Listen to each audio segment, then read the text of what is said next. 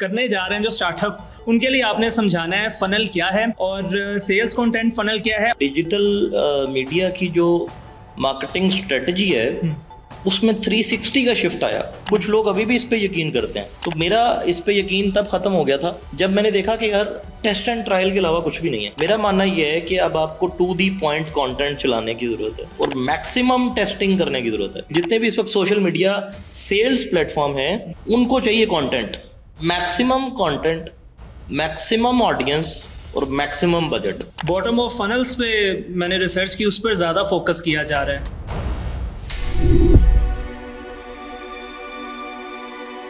इन सब सिचुएशन में problem solution content. आप मोटे हो गए और आप आजकल उसके बारे में बहुत सोच रहे हैं, तो आपके पास एक ऐड आता है कि दिस इज दी पाउडर जो आप 1 महीना यूज करेंगे और आपका मोटापा कम हो जाएगा। अब वो प्रॉब्लम सॉल्विंग है, प्रॉब्लम आपके प्रॉब्लम को डायरेक्ट एड्रेस करा। ऑब्जेक्शन हैंडलिंग कंटेंट बहुत सारे लोग इग्नोर कर देते हैं इस चीज़ को, कितना ज़रूरी है ये? 90% वो लोग होते हैं जिन्होंने आपका प्रोडक्ट यूज ही नहीं किया होता और वो कमेंट कर रहे होते हैं। उनको छोड़ के जो आपके सीरियस बायर्स हैं या सीरियस यूजर्स हैं,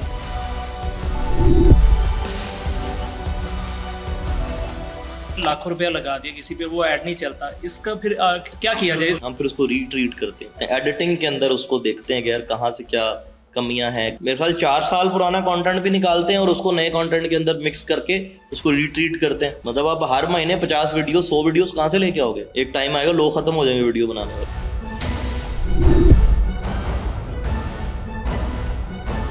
अस्सलाम वालेकुम, आप देख रहे हैं सुकून डिजिटल और मैं हूं आपका होस्ट हमजा मुमताज़। नाज़रीन, आज का पॉडकास्ट बड़ा अहम होने जा रहा है क्योंकि आज हम बात करेंगे सेल्स जनरेशन कंटेंट की।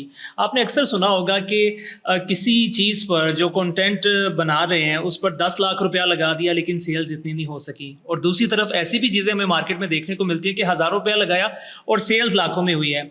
ये सिस्टम क्या है, क्या क्राइटेरिया है, अप एंड डाउन कैसे आता है?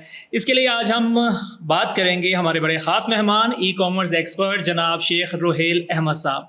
अस्सलाम वालेकुम सर। वालेकुम अस्सलाम। कैसे हैं सर आप? मैं ठीक हूँ, आप ठीक सर हैं? बहुत शुक्रिया आपके वक्त का। Thank you very much. अच्छा सर, सबसे पहले तो बात करेंगे सेल्स जनरेशन कंटेंट की, बहुत अहम है ई कॉमर्स में बात की जाए। सबसे पहले बात कर लेते हैं फनल की। आपने आसान अल्फाज में आज करने जा रहे हैं जो स्टार्टअप, उनके लिए आपने समझाना है फनल क्या है और सेल्स कंटेंट फनल क्या है और मार्केटिंग फनल क्या है। ये सबसे पहले इस पर बात कर लेते हैं। किसी ज़माने में ना top of funnel, bottom of funnel और मिडल ऑफ फनल, इस पे बड़ा फोकस होता था जो सेल्स परफॉर्मेंस मार्केटर्स होते थे। तो कुछ टाइम के बाद देखा गया कि जो डिजिटल मीडिया की जो मार्केटिंग स्ट्रेटजी है उसमें 360 का शिफ्ट आया। कुछ लोग अभी भी इस पे यकीन करते हैं, टॉप ऑफ फनल कंटेंट के ऊपर, बॉटम ऑफ फनल कंटेंट के ऊपर और मिडल ऑफ फनल कंटेंट के ऊपर। तो मेरा इस पे यकीन तब खत्म हो गया था जब मैंने देखा कि यार टेस्ट एंड ट्रायल के अलावा कुछ भी नहीं है। फनलिंग का कॉन्सेप्ट मेरे नज़दीक माइट बी पॉसिबल कि फनलिंग बहुत सारे लोगों के उसके अंदर काम कर रही है। जो फनल प्लान करते थे कि हम पहले अवेयरनेस चलाएंगे, फिर एंगेजमेंट का कंटेंट चलाएंगे, स्टेप बाय स्टेप जो चल रहे थे। यस। मेरा मानना यह है कि अब आपको टू दी पॉइंट कंटेंट चलाने की जरूरत है और मैक्सिमम टेस्टिंग करने की जरूरत है।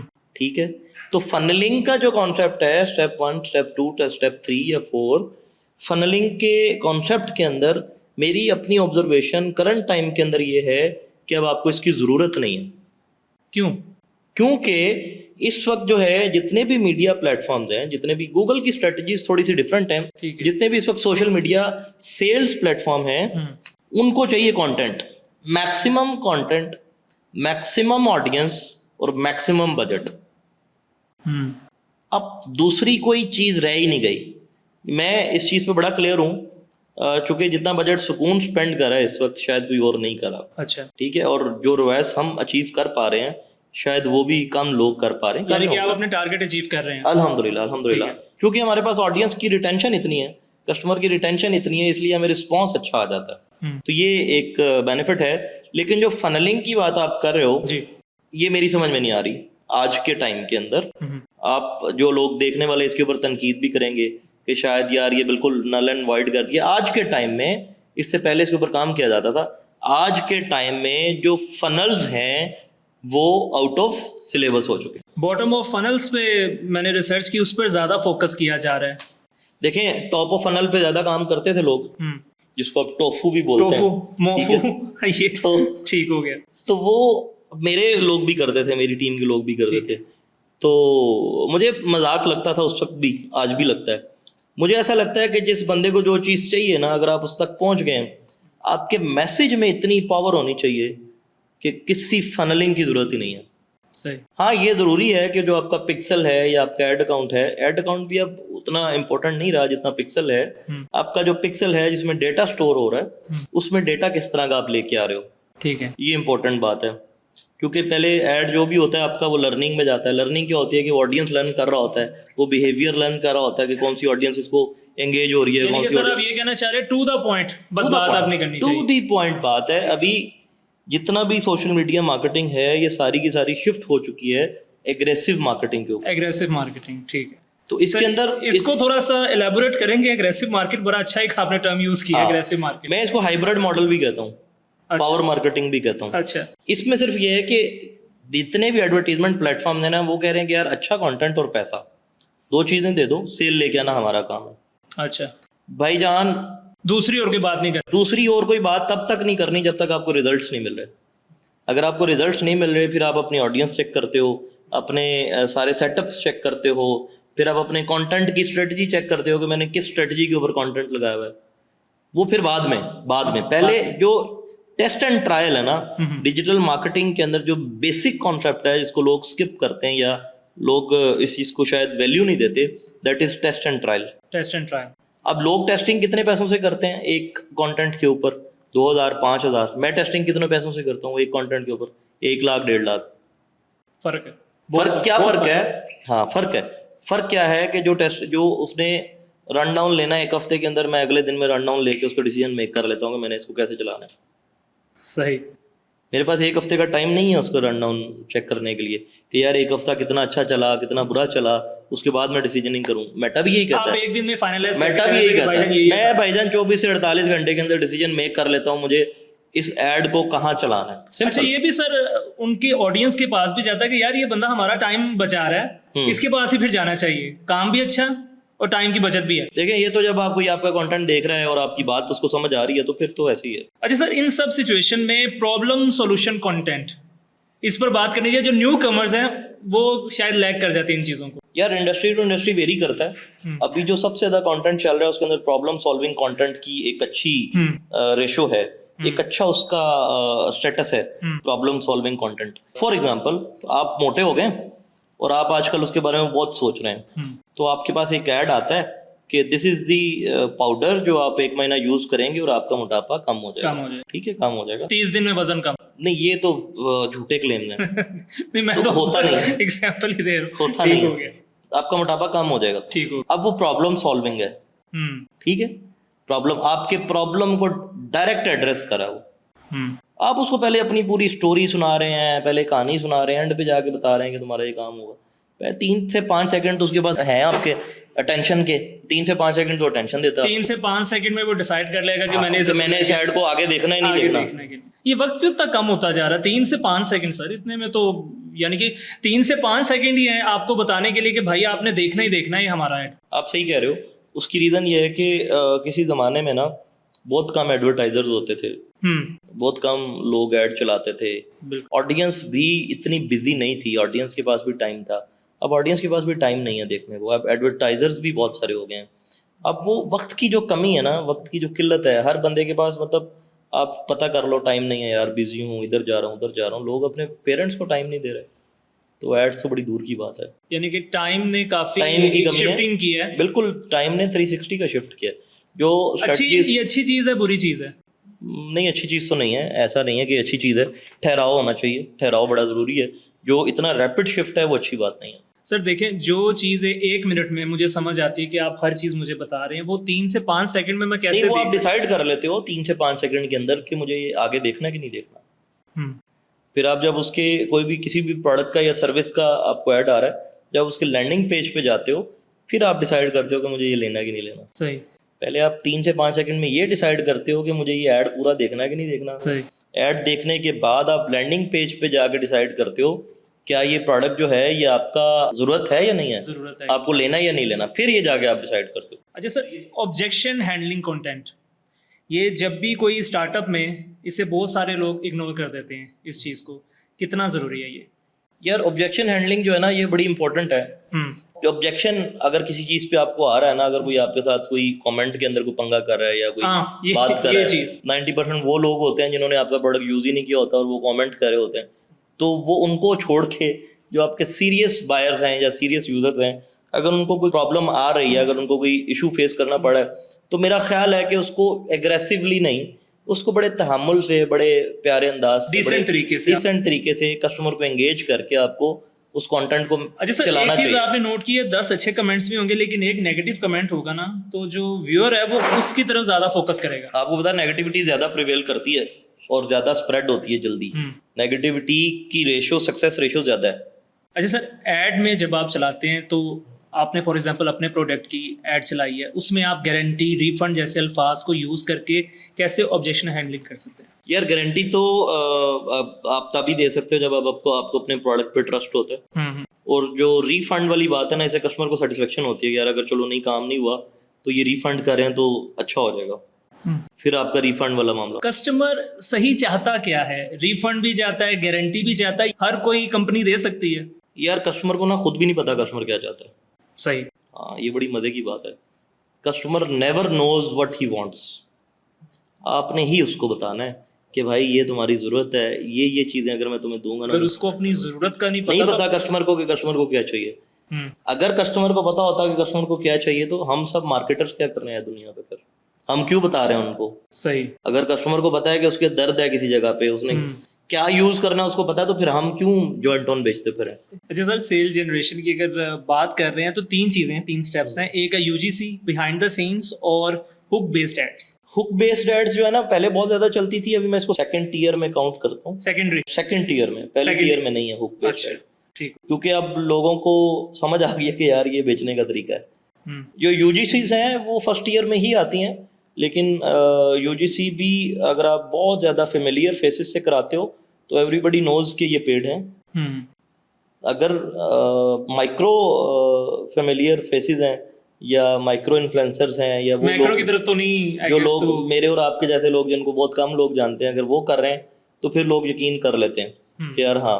और एक बात आपको बताऊं, चाहे यूजीसी है चाहे वो कोई भी कंटेंट है, उस कंटेंट के अंदर ना आपका लगाव बड़ा जरूरी है उस प्रोडक्ट के साथ। अगर आप ये सोच के प्रोडक्ट का कंटेंट बना रहे हैं ना कि यार बस 5 मिनट है, कंटेंट बनाओ और जान छुड़ाओ, फिर कस्टमर को पता चल जाता है कि यार ये बस। एक प्रोडक्ट पर कितना टाइम लग जाता है इन 3 स्टेप्स को अगर फॉलो करें? लोगों को तो बनाने वाले को तो 50 मिनट भी लगते हैं, 5 मिनट भी लगते हैं। लेकिन जैसे आपने कहा ना, दिल लगा के काम करना, और एक वो जो था ना, यार मैं जब अपने प्रोडक्ट के लिए कंटेंट बनाता हूँ ना तो मुझे 15 मिनट चाहिए होते हैं एक कंटेंट के लिए, 15 मिनट टोटल।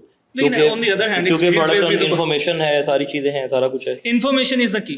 हाँ, जब जितनी ज्यादा अच्छे तरीके से प्रोडक्ट की इन्फॉर्मेशन एक्सप्लेन कर दोगे ना, उतना ज्यादा अच्छा चलता है। बिहाइंड द सीन बहुत अच्छा चल रहा है आजकल। बिहाइंड द सीन के आपका प्रोडक्ट बन कैसे रहा है, किन किन प्रोसेसेस से गुजर रहा है, आप कस्टमर देखना चाहता है। एक्चुअली कस्टमर को ना एक पायदार चीजें क्या यूज की जा रही हैं और वो ऑथेंटिक है कि नहीं, ये वो देखने में देखना चाहता है कि जो प्रोडक्ट मैं यूज कर रहा हूँ कैसे बनता है। तो बिहाइंड द सीन वाला जो है वो ज्यादा अच्छा चलता है। अच्छा, आपका जाती फॉर्मूला क्या रहा हुआ हुक अगर बनाने में? यानी कि स्टार्टिंग में, अभी आप कह रहे हैं मैंने सेकेंडरी कर दिया है, लेकिन पहले मैं चूंकि खुद बहुत काम करता हूँ कंटेंट के ऊपर, तो अभी जो करंटली चल भी रहा है वो फाउंडर लेड कंटेंट के ऊपर आपको मेटा भी सजेस्ट करता है, और स्ट्रेटजी भी ये सबसे अच्छी चल रही है। ठीक है। फिर टॉकिंग हेड्स, जैसे मैं और आप बात करें पॉडकास्ट के अंदर, पाकिस्तान में पहली बार मैंने कमर्शियल कंटेंट किया था पॉडकास्ट के अंदर। उससे पहले पॉडकास्ट में कमर्शियल कंटेंट नहीं हुआ था। पाकिस्तान में कमर्शियल कंटेंट होता ही नहीं था। वो रिएक्शन कैसा था सर? उसके ऊपर इतना अच्छा रिस्पॉन्स आया, इतना अच्छा रिस्पॉन्स आया, क्योंकि लोगों को ना पूरी डिटेल डिस्कशन सुनने को मिल रही थी। लोगों को पूरी अपनी बात जो है उसके अंदर सारी चीजें मिल रही थी, उनके दिमाग में जो क्वेश्चंस है उसका जवाब आपने दे दिया, वो सारे क्लियर हो रहे थे। सही। तो वो कंटेंट हमने जब पाकिस्तान में लॉन्च किया, बाहर का तो मैं कुछ नहीं कह सकता, तो जब लॉन्च किया तो हमें इतने एग्रेसिव रिस्पॉन्सेज आए। फिर उसके बाद हमने टीवी चैनल्स के ऊपर जाके कंटेंट बनाना शुरू किया। वही टॉकिंग हेड डिस्कशन, बात करना, अब ये एवरग्रीन कंटेंट जिसको आप कहते हो ना, ये हमारा हमेशा एवरग्रीन कंटेंट ठीक है। हमने जो 2022 में एक टीवी चैनल पे कंटेंट किया था मॉर्निंग शो में, वो आज भी चलता है। सही। 4 साल लाइफ है कंटेंट। वो क्या, थोड़ा सा बताएंगे? मॉर्निंग शो था, सिर्फ एक मॉर्निंग शो था, उसके ऊपर हम डिस्कस कर रहे थे सुकून क्या है, कैसे काम करता है, कौन कौन से प्रोडक्ट्स हैं और किस मसले के लिए कौन सा प्रोडक्ट है। यानी कि ये ओरिजिन्स आपकी तरफ से ही गई है? हाँ बिल्कुल, बहुत सारी चीज़ें हमने इंडस्ट्री को दी। हमने फिर फाउंडर लेड कंटेंट के ऊपर मैंने बहुत काम किया। फाउंडर लेड कंटेंट आज भी मैं कहता हूँ कि अपना कंटेंट खुद बनाएं, अपने प्रोडक्ट को खुद मार्केट करें। जितने अच्छे तरीके से आप अपने प्रोडक्ट को एक्सप्लेन कर सकते हैं, कोई भी सेलिब्रिटी, कोई भी इन्फ्लुएंसर उस लेवल पे एक्सप्लेन नहीं कर सकता।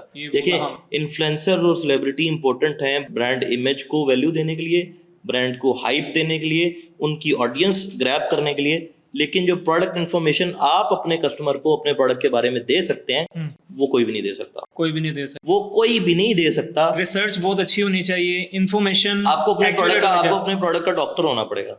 सही। हिफ्ज कर लें प्रोडक्ट को। सही।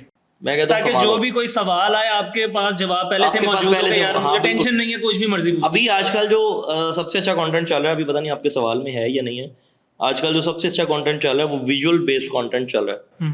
नॉर्मली आप देख रहे होंगे, मैंने भी ये ट्राई किया कुछ टाइम पहले, तो हमने विजुअल बेस्ड कंटेंट के हमने लोगों के कमेंट्स लिए, सवाल बनाए उनके, उसके ऊपर एक्सप्लेनेशंस दी। सही। उसका बहुत अच्छा रिस्पॉन्स है कि जो लोगों के सवाल है वो आपसे कर सकते हैं और आप उनका जवाब देते हैं कि ये इशू आ रहा है, आप इसको इस तरह से टैकल कर सकते हैं। बहुत अच्छा रिस्पॉन्स है। यस, मतलब आप कोई भी प्रोडक्ट आप उसके बारे में पूछ सकते हैं कि इसका ये वाला इंग्रेडिएंट क्या काम करता है, वो पूछता है, तो आप उसको एक्सप्लेन करें, क्या ये नेचुरल है, आप उसके बारे में बताएं। अगर आप अपैरल बेच रहे हो, अपैरल में तो आजकल इतनी आसानी हो गई है कि अब आपको मॉडल भी नहीं चाहिए।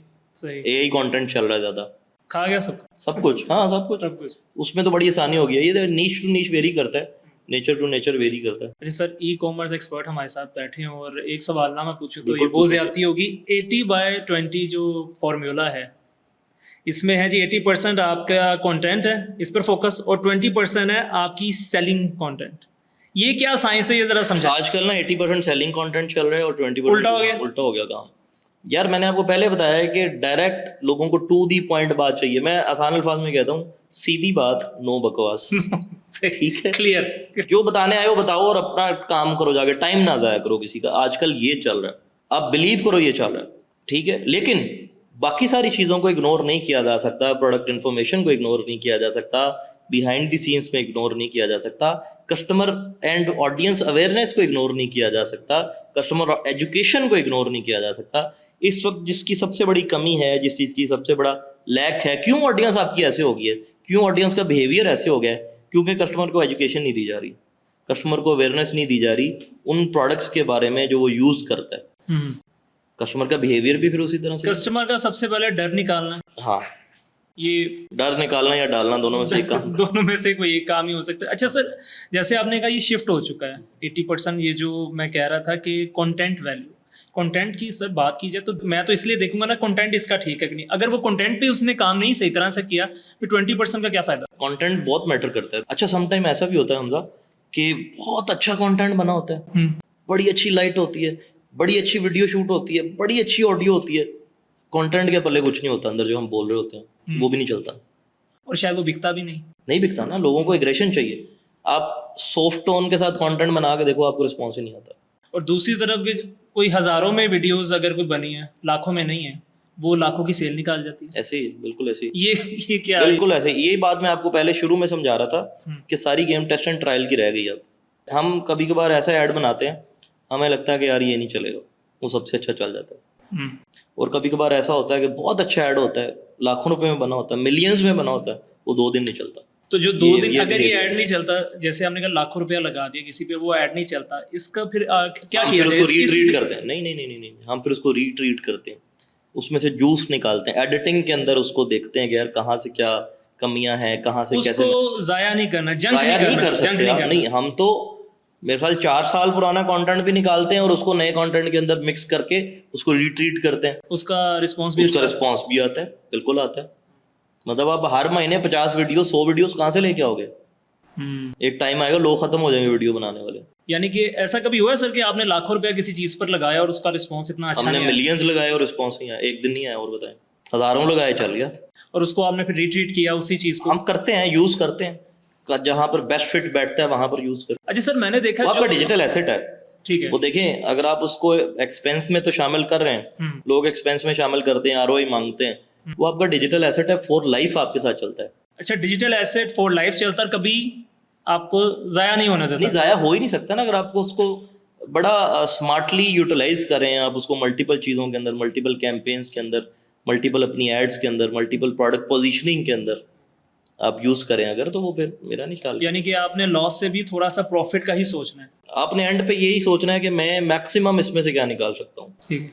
लॉस तो हो जाते हैं, लॉसेस का बड़ा मसला नहीं है, लॉसेस छोटे भी होते हैं, बड़े भी होते हैं और बहुत ज़्यादा भी हो जाते हैं, लेकिन जब मसला तब आता है जब आप घबरा जाते हो कि यार मैं मारा गया दोबारा। अच्छा, ये लॉस होना भी किसी ने कहा था कि कारोबार का हुस्न होता है।